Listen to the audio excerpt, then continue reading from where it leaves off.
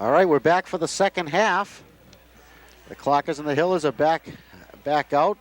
Dried off a little bit at halftime. We're looking at the scoreboard, and you'll see that the guests, the Hopkinton Hillers, are leading Ashland 21-6.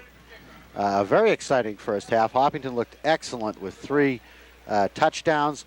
The Clockers struck back when Jeff Silvetti brought the kickoff after the third Hopkinton touchdown back 75 yards to ignite a second quarter Ashland rally. The Clockers then drove to the Hopkinton 20 where an interception ended any hope of any further points. But we've got a game here, 21-6 with 20 minutes to play. On the season so far, Jeff Silvetti with 12 touchdowns, Kevin Hatcher with 3, Tom Prisbalinski 1, Keen Shaughnessy 1, Adam Van Beek 1, and Todd Asenko 1. Clockers 5-4 this year going into this game. Wins over Dover Sherburne this year. 3 league wins, Dover Sherburne, Medfield, and also wins over Keefe Tech, Hudson Catholic, and Millis. Their best year in many, many years. The Clockers' last winning season was in 1983. They had a real dry spell from 84 to 90 where they only won 8 games in that 7-year period. And then they won 3 games last year and 5 this year, so things are definitely looking up. I know the kids are quite excited about the program. Everyone wants to go out for football, and that's about the best thing you can have for a program when everyone wants to go out. And as we wait for the captains to head out to the middle of the field, I think it's time to say thank you to one guy who's done this, and his name is Kevin Maines. Because I remember some dry years here, as I know that you do, Bob, and Kevin came in. He took over a program that was absolutely in shambles, and that's being generous because it's Thanksgiving. And this guy has turned it around. This is a team, this game's not over. If they win this game, they have a winning season. So, and they come back next year, as you may know, earlier in the game, of course, the seniors said goodbye. Well, there were only 6 of them. Yeah. So they bring a lot of experience back to the gridiron next year. And, one might look forward to good things, hopefully. And the JV team, they won 3 games this year. Which doesn't sound like much, but it's about 3 more than they usually win. They're right, exactly. Because Ashland usually has such small numbers that everyone has to play in the varsity. There's no one left to play in the JV team. Right. But this year they won 3 games. They beat Medway. They beat Keefe Tech. They beat Millis. Several of the players on that team looked excellent. Jason Mead looks like he's going to be an excellent running back. Mike Hackett looks like an excellent linebacker and running back. A kid by the name of Mark Vendetti plays tight end on the JV team, and they go to him a lot. Ryan Donahue is the quarterback. He looks very smooth at that position. He's a very fast player. So they've got some players on that JV team. And as I said, Ricky Porter is a standout on that team also, number 32. Okay, it was Ashland's option. They're going to take the ball, so this will be Dan Shirley kicking it off, and he squibs it again. It comes up to one of the short guys. And let's see, that was Keen Shaughnessy, number 59, so he falls on it. And Ashland will take it over 1st and 10 at the 45-yard line. It's the hurry-up offense. They're all lined up. The play is called. Carey brings in a ball to the ref and gets right behind center. They're ready to go.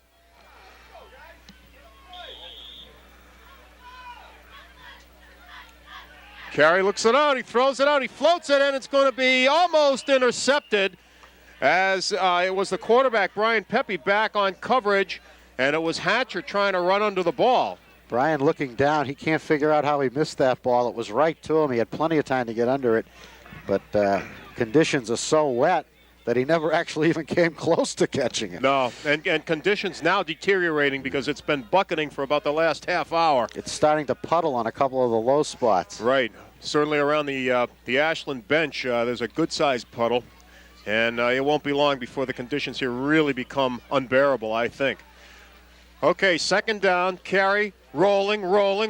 Pitches now to Silvetti, and that's going to go no place as he's hammered and dropped. It was number 62, Stu Soares, who did it. So let's see. That play will lose how many? It'll lose a couple. It'll be almost a couple. 3rd down and 12. The clock is running. 9.5 minutes left to go, third quarter. Hopkinton in the lead, 21-6. Nice aggressive play by number 62, Sue Soares.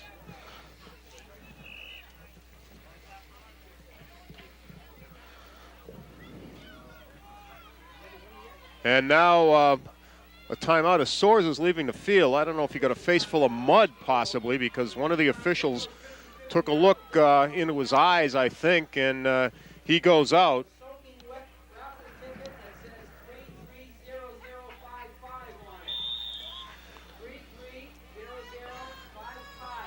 Third down. 3rd and 12. Here we go. Carey hands it off to Silvetti, and Silvetti's dropped. Okay. Clockers play for field position there. Although Silvetti always a threat, they just didn't feel like putting it up. They're going to punt now as Mark Vendetti, number 81, is the long snap man for the Clockers. He's a freshman. Plays tight end on the JV team. Adam Van Beek is the punter. Jeremy Hurd, number 7, and Jason Flannery, number 9, back deep for Hopkinton. Another high snap. Van Beek handles it, and he gets a good kick away. Pretty kick coming down, and a fair catch is taken right there by Hurd. So it'll be Hopkinton taking over at the 27-yard line, 1st and 10. Well, Ashland, has a flag on the play. It's roughing the kicker, which is, I think, an automatic first down. No, I guess it isn't an automatic first down. No, you get the yardage, but I Do you didn't. get 15 or you just get 10? They're going to take the 10, I guess. Well, it's a personal foul, is it not? Well, I don't think it's as simple as that, because they're doing an awful lot of talking here. If it was a 15-yarder, there wouldn't be any talking. It probably depends if it comes from the point of the foul or from the line of scrimmage. Yeah. The ball is coming back, so we're going to have another play for Ashland, but let's see what they're going to mark off here. He's marking it off from the line of scrimmage, 5 yards. 5 yards.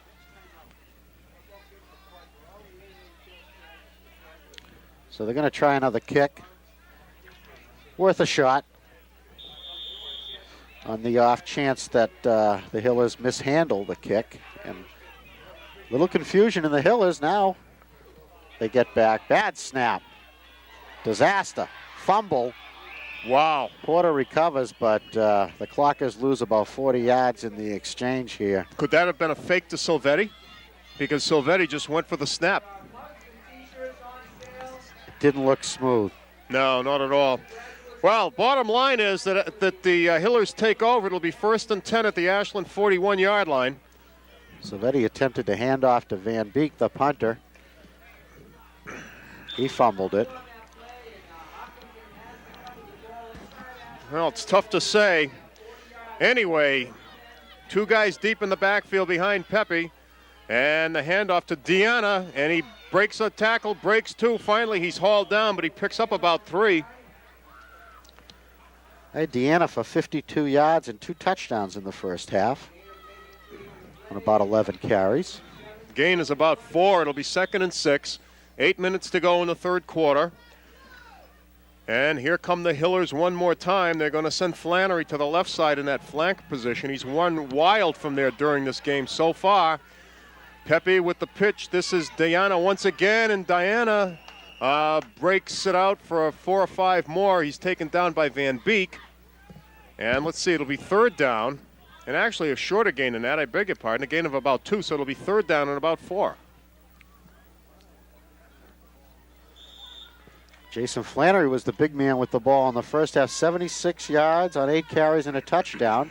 They haven't gone to him yet on this series, but he's there. Diana drops the ball, and it's going to be, I believe Ashland's got it. Let's see. Looks like Brad Mantle, 71 with the recovery. It looked it, unless they stripped it away from him. I thought he rolled on the ball. Let's see. And they're going to say no. They're going to say yes. It was Brad Mantle with the fumble recovery. Just for a moment, I thought I saw the look of chagrin on Brad Mantle, but indeed, they say that he recovered the fumble. So Clockers take it over, 1st and 10, and they'll be working from about the 36-yard line.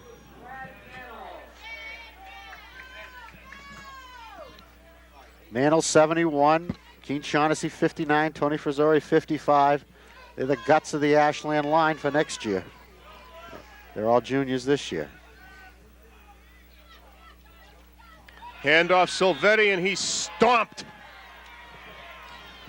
And let's see who that was. It was Neil Perry, number 59, one of the co-captains. And I'll tell you, saw him during warm-up down on the field. They list him at 5'10" and 200 pounds, but I'll tell you, I think he plays bigger than that. He's a big kid.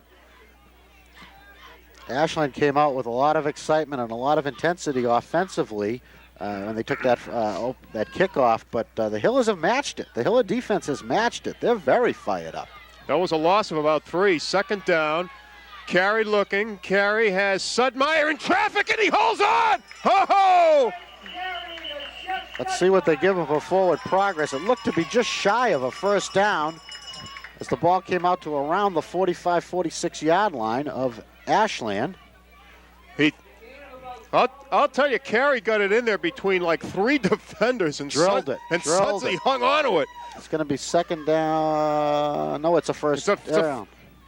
It is a first down. It is a first down. They mark it at about the 46. The game slightly slowed by the constant exchanging of footballs. Trying to keep a dry one in there. The Turtle helping out. Longtime manager of the Ashland football team. It's everybody's good buddy Mark Tassoni, and you see him at every game. Football, basketball, he's with us. Now they're calling it back. It apparently did not go for first down yardage. They moved the sticks up. You can't do anything now. It's got to be a first down now. Once the sticks are moved, how can you go back? A little bit of mix-up with the chain gang. See, the down marker never, how can they do, they're going to measure. Now, how can they measure? It's already been moved. It's been moved. You never move it until you get the signal from the official, but there is an official who is in charge of that, and there must have been some miscommunication. The actual men with the chains are just volunteers. They're not officials. But it's the referee's job to signal first down. Oh, and they're just an inch shy. That's about 1 chain link short. It's the length of a blade of grass. Oh, now they give it to him. That'll make everyone happy.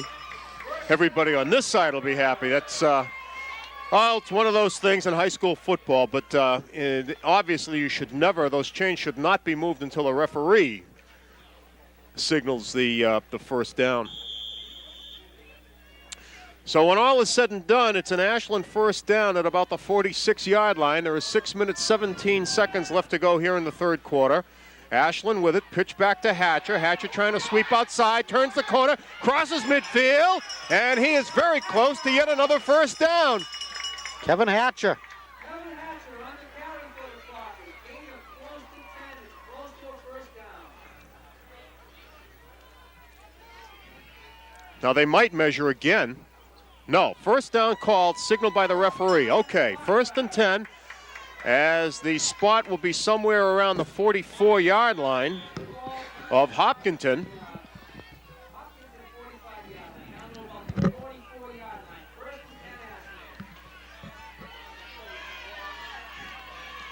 They split Ricky Porter out. They went to him once before for a nice 20-yard gain. Let's see what they do. Handoff Silvetti. Silvetti breaks 1 tackle, but he won't break the second one, as that was Dave Clark, number 88, who was in on him, then got a little bit of help, but it was Clark who made the initial hit.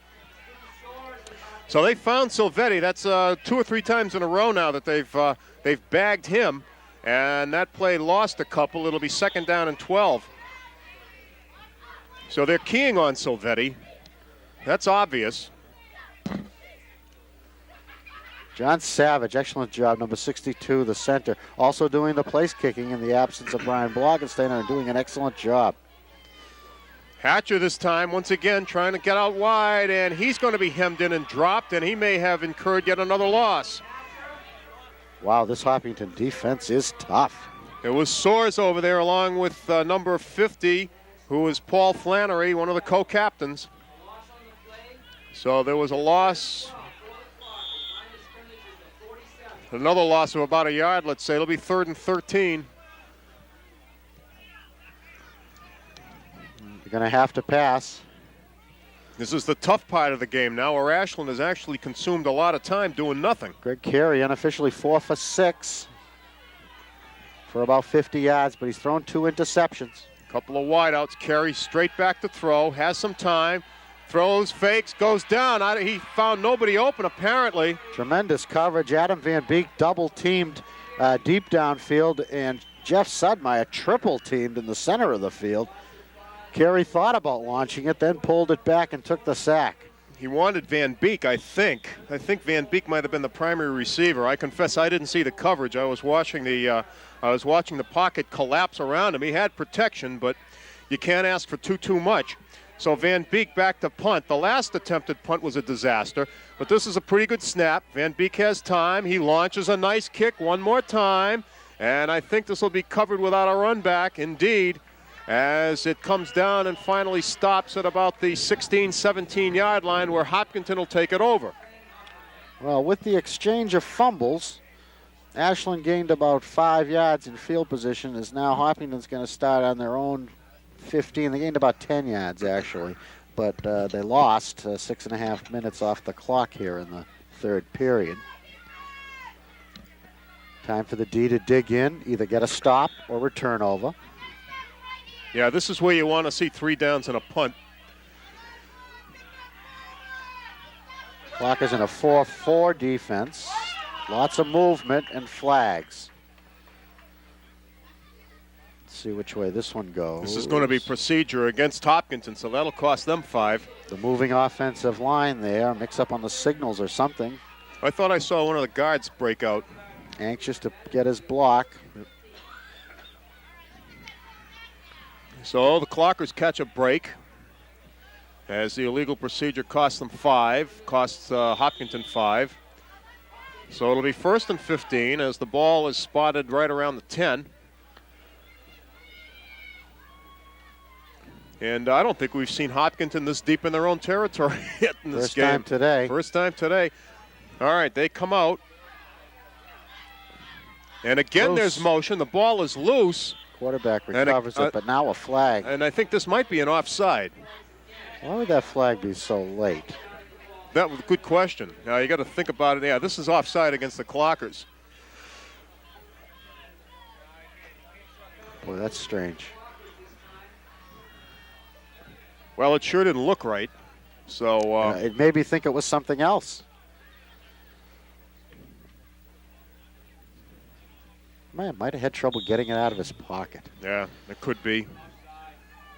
Everything's wet.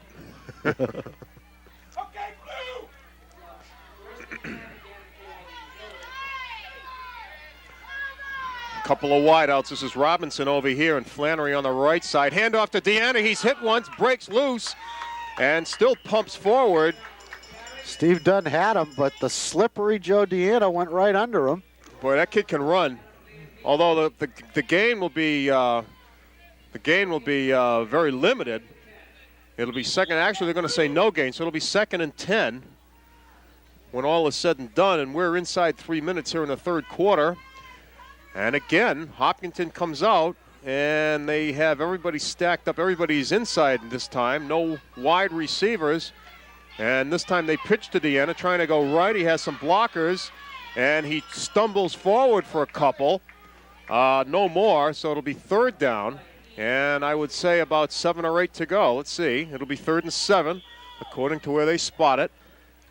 Deanna's a very, very tough runner, but he doesn't seem to. Doesn't appear to have that blazing speed that gets him around the end. Not that he even tries to go around the end. He seems to try to knock people over and go through them. And now we have an injured player on the field. It's a Hopkinton player, and they're looking at a leg or an ankle. It's Diana. Is it Diana?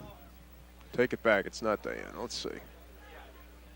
No, Diana's back with his helmet off in the backfield. It's not Diana. Actually, it looks like it might be one of the linemen.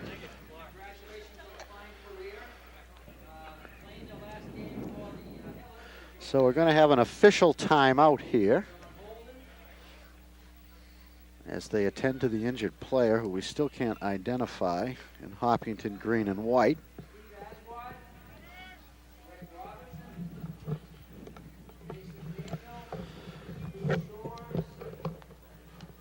No Super Bowl berths at stake today. The Division VI still up in the air. Holliston and Westwood playing, of course, today, and the winner there definitely goes. Some confusion as to who the other team will be. West Bridgewater and Marion are already in. Trinity Catholic would like to be in, but there's some mix-up on the rules.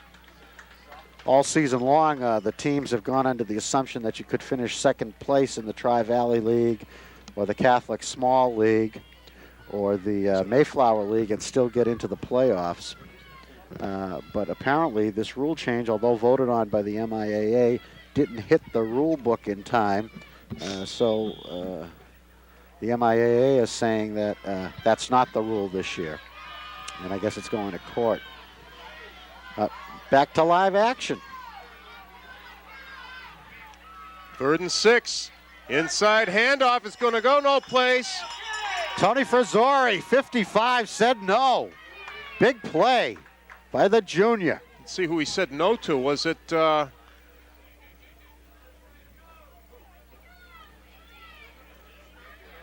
I don't know if it was number 9, Jason Flannery. I don't believe it was. I honestly don't know. I don't know where he came from. It almost looked like it might be some tackle eligible or that sort of thing because it didn't look like it was the physique of a running back. Hopkinton will have to try a punt here for the first time. First time, Pepe back.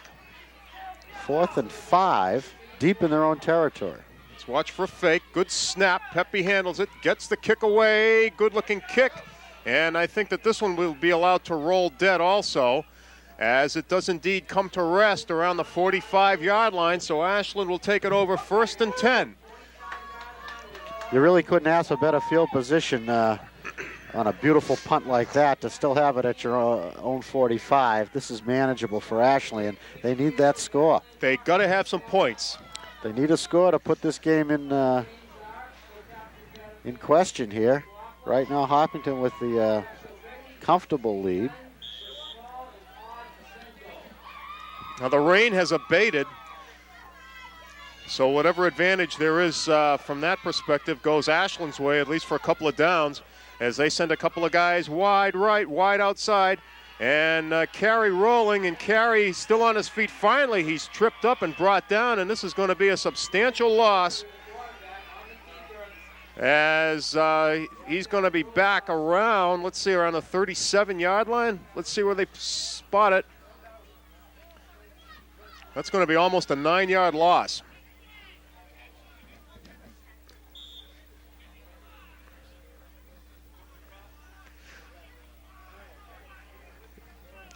You know, Greg Carey having an excellent season at quarterback, the sophomore. Only had 2 interceptions of all season going into this game, and he's thrown 5 touchdown passes. Oh.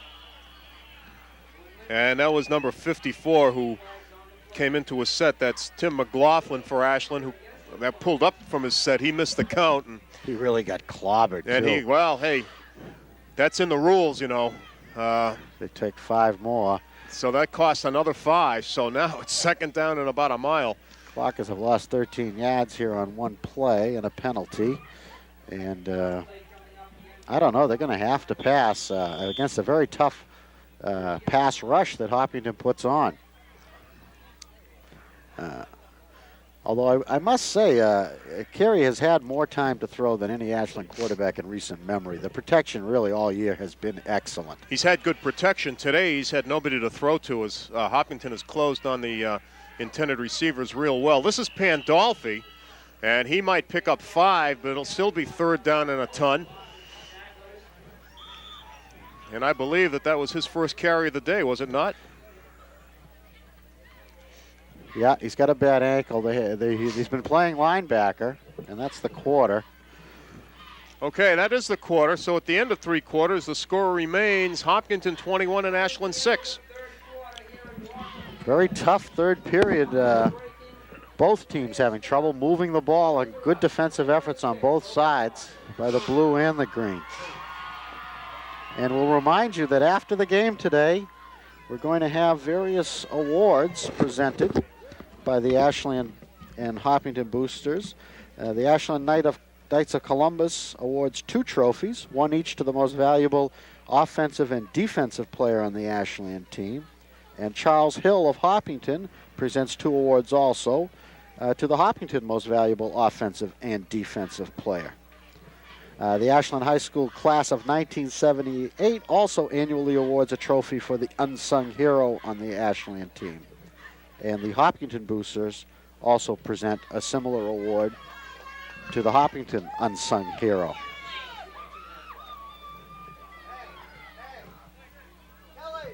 So that's coming up right after the game.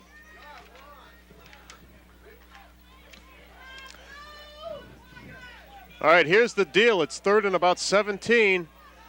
Carey calling signals straight back to throw. Has some time. Now he's going to run it out of there. And he's going to be still on his feet. And runs it out. Is finally taken down around a 50-yard line. He was taken out of bounds as he picked up quite a bit of real estate, but it'll still be 4th down. Just 5 yards short, Paul, but 5 or 6, right? It gives him a decision on 4th here as we start the 4th period down 2 touchdowns. Clockers need 15 points to tie, 16 to win. And they call timeout. Coach Kevin Maines calls for a timeout. Pretty good piece of scrambling by Greg Carey. It was just too far to go. Yeah, it's just 5 yards short.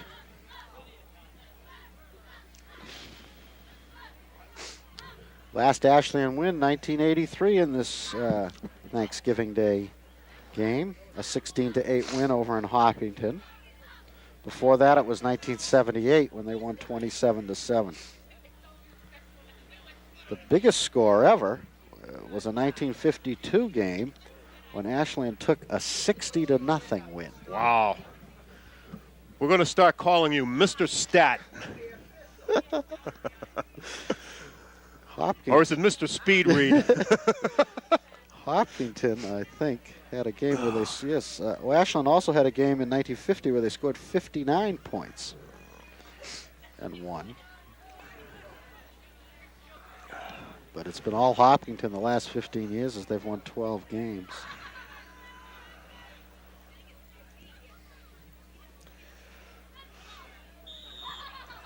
The first game ended in a tie, 14-14, 1923. Okay, out they come, and apparently they're going for it. 4th and 5. Carey, back to throw. Has some time, rolling. Now he throws it out, and it's going to be knocked away at the last minute by Dave Clark. It was intended for a Senko, and Clark got there and made a nice play to knock it down. So Hopkinton will take it over on downs, 1st and 10. His size helped him on that play. Sure did. And again, it was one of those passes that they just tried to float out there. And it might have worked, but. And Clark got over there and knocked the ball away.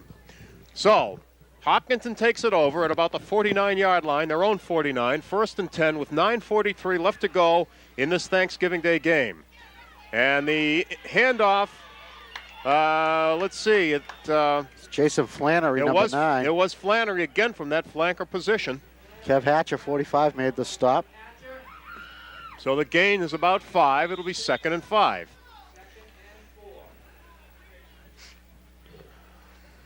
Flannery with about 78 yards rushing now. Having a nice game. Everybody up tight. And this is Diana, I do believe. And it's enough of a gain. It'll be a 1st down as the pickup is about 7.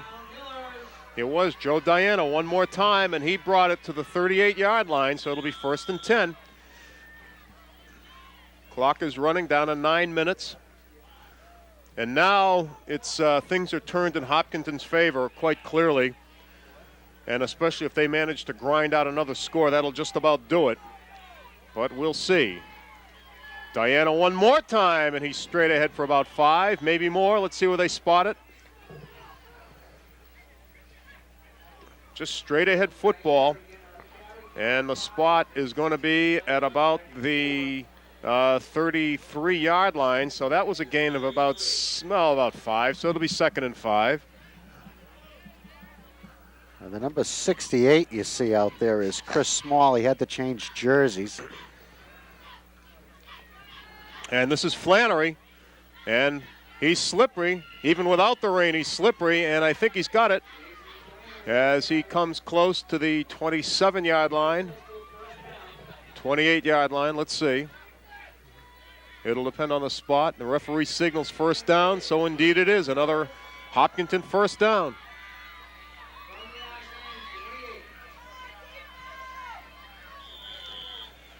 Well, Ashland needs something big now to happen. The defense needs a stop, a sack. They got to get the ball back is what they have to do. A turnover. They've got to do something. Righto. And it's Diana one more time, and they're just rolling off 5-yard gains. Bang, bang. Yeah, it's a killer. It's lulling the defense. Keen Shaughnessy takes the signal from the bench. That one was closer to a 4-yard gain, but 2nd and 6. And it's right now, it's just a Hopkinton machine. That's what it's come down to.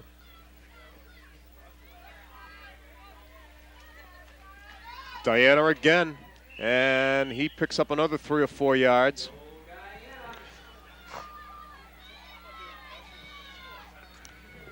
He's been a workhorse. I got him for 17 carries already.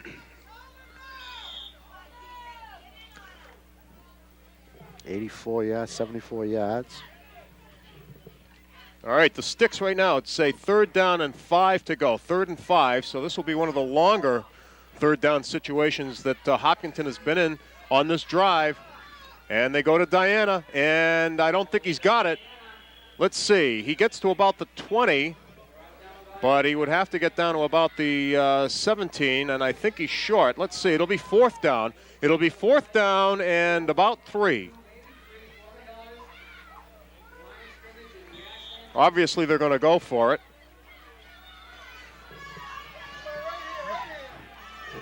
Big play as the clock is 6:10 and running. Paul Flannery, number 50 in the backfield, and I thought he was in motion, but this is a handoff to Flannery, and he's hammered as he gets to the 1st down stick. And let's see, does he have it? He does have it. Kevin Hatcher coming up from his safety position, making another big hit. But by that time, Jason Flannery was already at the 1st down marker, and he got it on one of Hopkinton's favorite plays today. It's worked very well for them. Number 50, Paul Flannery, stays in the backfield, and he did indeed carry a few plays back. That's Jason's brother. And this is the pitch. This is back to Deanna, and he's going to sweep for about 5 until he's finally driven down. I don't know if he went out of bounds or not. Tough to see across the field. I think he might have as the clock is stopped. So he did go out of bounds. But that play carried for 4, maybe 5, say 5, 2nd and 5.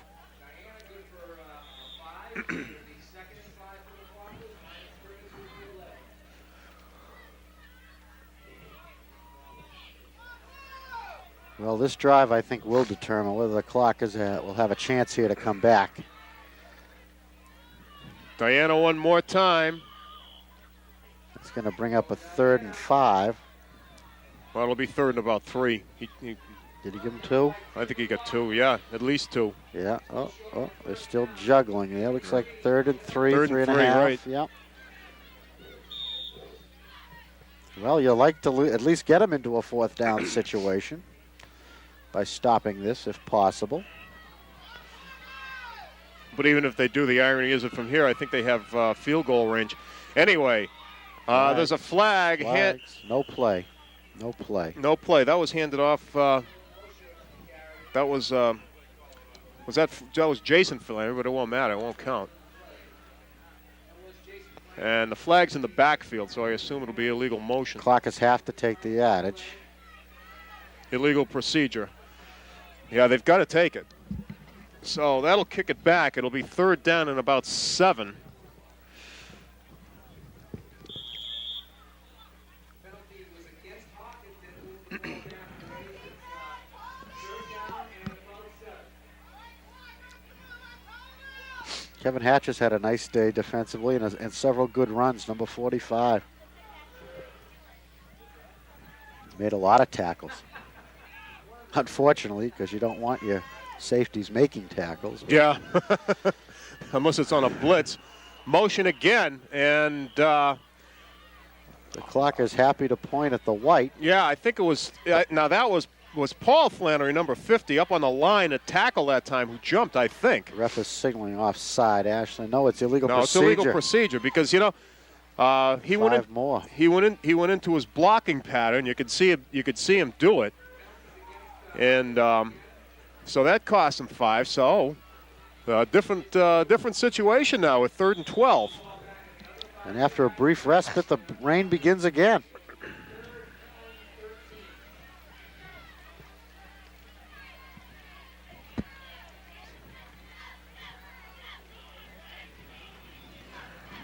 Now let's watch for Jason Flannery, number 9. Now he comes way wide on the right side. I don't know if he'll do a flanker around. No, he goes to a pass pattern. And this is Pepe holding the ball. It's the first time today, I think, that Brian Pepe has tried an option keeper. Yeah, apparently an option, but he kept it. So gets back to the original line of scrimmage. It'll be 4th down and 10 after all that. And I think that'll put them outside of field goal range, because from there you would have about a 32-yarder. Yeah, about 30, 32, 32, 35 30, yard. yeah.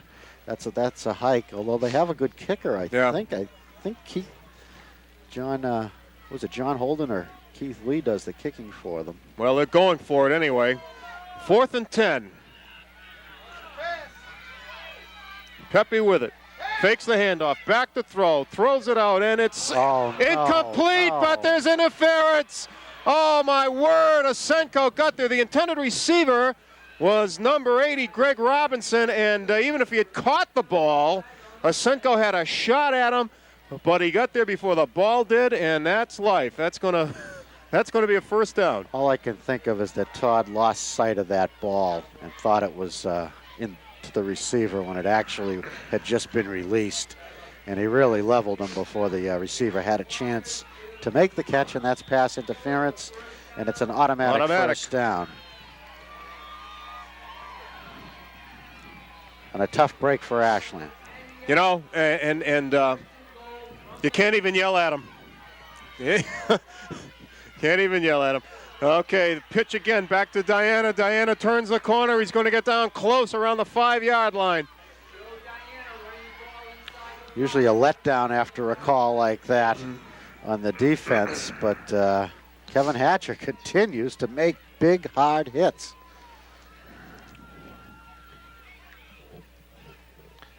And now we're down to 3 minutes and 12 seconds left in the game. No overtimes in the Tri-Valley League.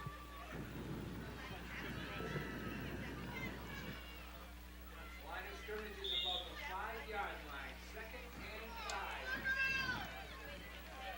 5. That was a gain of about 6. It'll be 2nd and 4. They can get a 1st down. And handoff one more. Let's see who it was.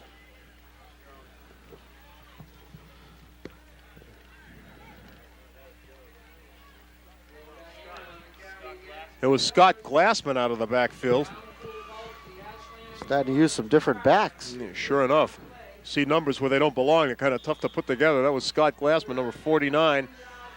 So it's a 3rd and about a yard to go. And handoff again. This is Glassman. Glassman, touchdown. Scott Glassman takes it in, and that pretty much seals this one as the score goes to 27-6, pending the extra point attempt. As the Hillers march about 55 yards in about a dozen plays for the clinching score, or what looks like the clinching score. And it would seem that after today that this series will be all even at 32 wins each. All right, here's the kick. It's up, and this one misses. Didn't it? Was it wide? Wide right. It was wide to the right.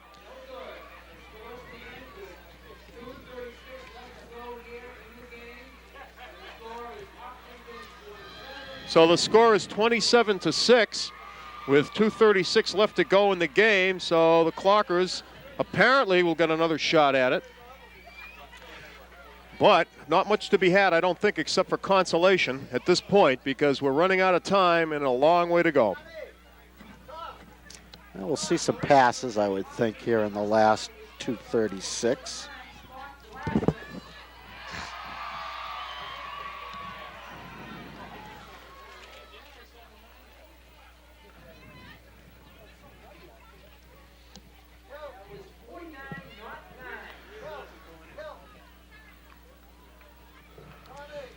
Clockers have done very well offensively and defensively this year.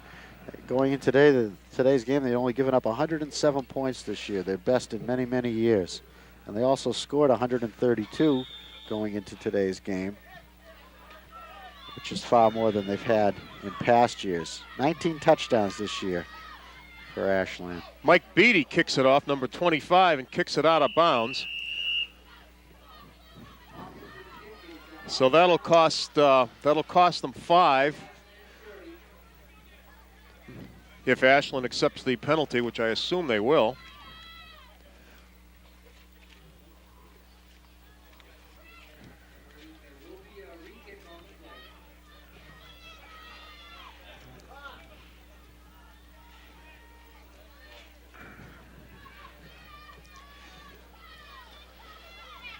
Five-yard penalty. Kicking the ball out of bounds at the option of the receiving team, who can take it where it went out of bounds, but Clockers need more than that. They're going to want to give Jeff Silvetti or Tarasenko a chance to run one back.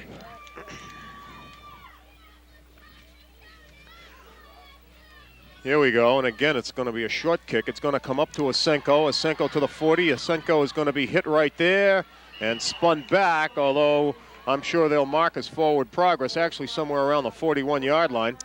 So with 2 minutes, 25 seconds left to go in the game, Clockers will take it over from there.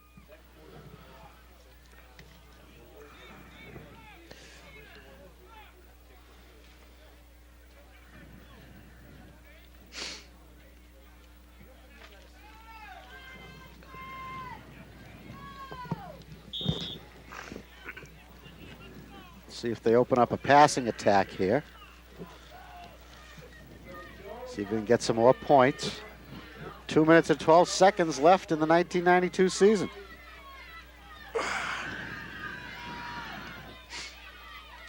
And a handoff to Pandolfi. And that goes nowhere. Actually a loss of a few. Let's see where they spot it. That'll be a loss of about 3. It'll be 2nd and 13. Ashland working from the 38-yard line.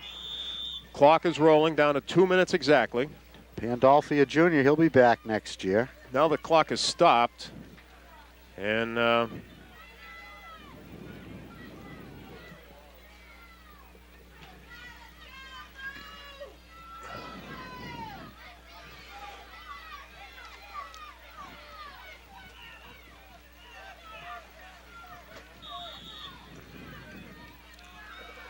2 minutes to go.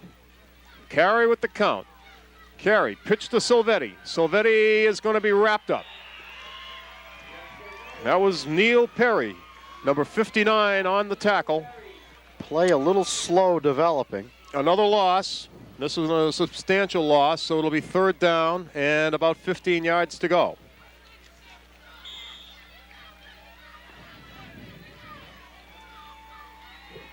Down to a minute and a half.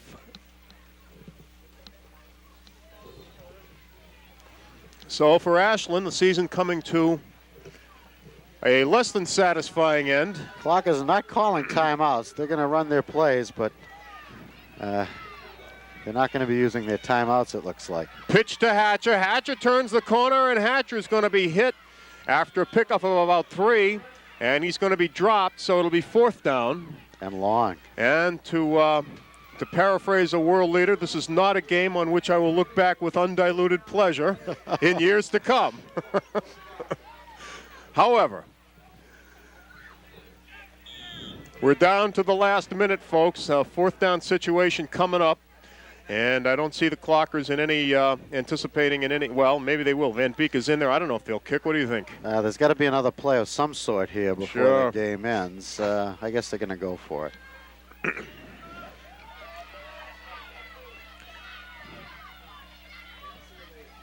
Carey back to throw. Has some time. Now he's getting pressured. Breaks away from one would-be tackler. Gets away from a second one and runs it out of bounds. But that's going to do it, because that was 4th down, so Hopkinton will take over on downs with 20 seconds to go, and we might see one more play. One more play. A little conversation out there.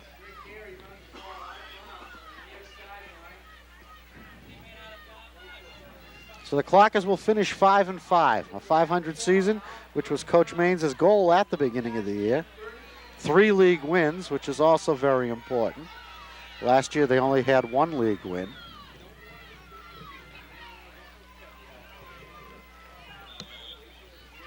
Well, again, as we were saying earlier, the important aspect is progress, plus the fact that the vast majority of this team will be back for another season. So all of those things, I think, bode well for the football program here in Ashland. Certainly hope they do. To the extent that a year or two down the road, I think we'll be seeing a lot different results. In any case, Hopkinton with it. Pepe is going to kneel down, and that should do it, everybody. That should do it, as the clock is down to 14 seconds. They're going to let it roll out. Stay with us for the post-game awards immediately following the game. And that will be it. So, the end of the 1992 season. The final score on Thanksgiving Day, Hopkinton 27 and Ashland 6. Well, those 2 first-period quick scores by Hopkinton pretty much held up. Put the Clockers in the hole. The 3rd score broke their back. And then Jeff Silvetti gave them some life by taking a kickoff back for a touchdown. And then a hard-fought second half just fell in Hopkinton's favor by 6 points, creating the final score of 27-6. In addition to Silvetti's touchdown, he also had an interception today, and it ran for an additional 25 yards or so as well. Well, you know, the truth of the matter is, in my opinion at least, is that if a football team can average out a touchdown every quarter, they're going to win the majority of their games. At least a good football team will, because I don't think that a good football team is going to give up a lot more points than that.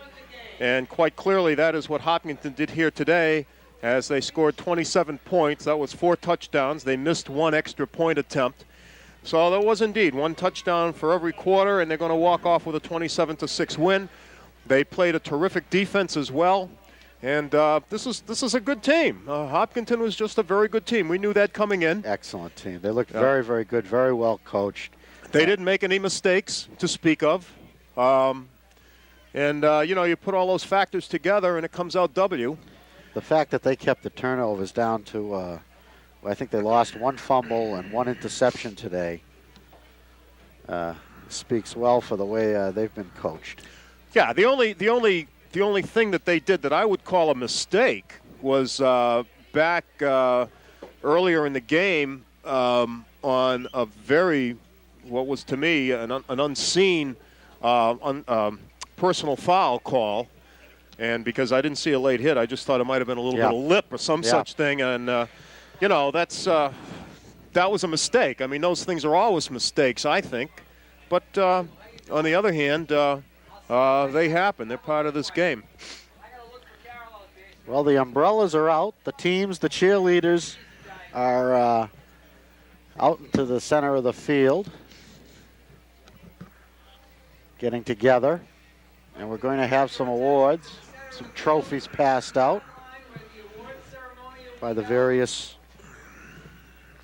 booster organizations and other organizations.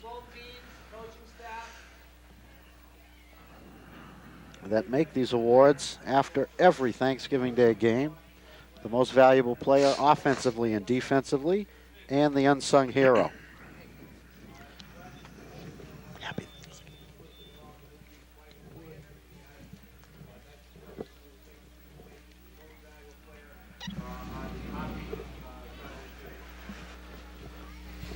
Now we're going to have the first award for the Hopkinton MVP.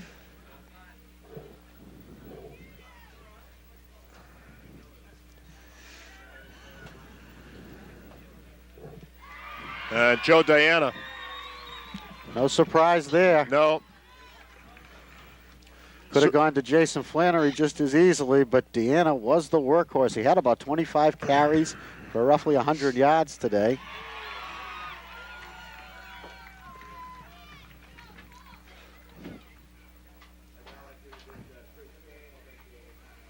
Tell you what, Bob, if you vote for me for best announcer, I'll vote for you. And we'll each present each other with a trophy. Absolutely.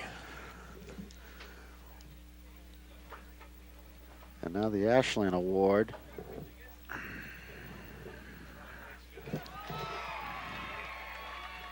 Looks like Jeff Silvetti.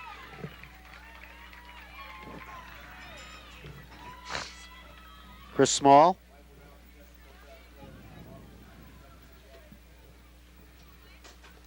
Let's see. Jeff Silvetti, the offensive player of the game for Ashland. And now we'll have the defensive award, I think.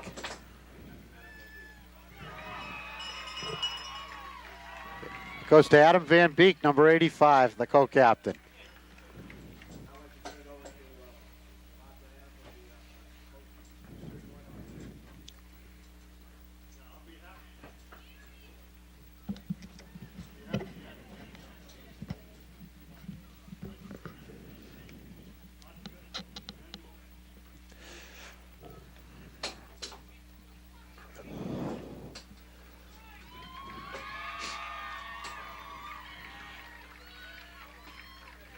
I don't know if that was the Unsung Hero Award. I think that was was it or the game trophy? Game trophy. That was the game trophy. And I missed the Unsung Heroes. Was it Chris Small, the Unsung Hero for Ashland? He was. It was. Okay, folks, that's going to do it. How about that? Another season has come and gone. And it was a real pleasure it for really myself, Bob Thacker, to work with Paul Burke this year and be able to bring you the games. But we really have to thank our producer and director, Bruce Stearns, for an unbelievable effort again this year. Yes, as usual, on a day like this, it's the camera people who are out in the elements because we've been more or less dry up here in the press box, and we'd like to thank them because, their vested interest is to bring you the game so that you can enjoy it, and we hope that you do. More than that, we'd like to say that we'll be around next season, and I think the Clockers will as well, and I think that the next edition of the Clockers is going to be one that's going to be even improved on this one, and this was a much improved team over some of the recent past. So let me say to you that, mark your calendars for sometime next September and come on out and join us on a Friday night or two because I think you'll enjoy what you see. So anyway, that's the end of the annual Thanksgiving Day Classic between Hopkinton and Ashland. The final score, once again, was Hopkinton Hillers 27, Ashland Clockers 6. So for the entire staff, for Bob Thacker, this is Paul Burke wishing you a very pleasant good day.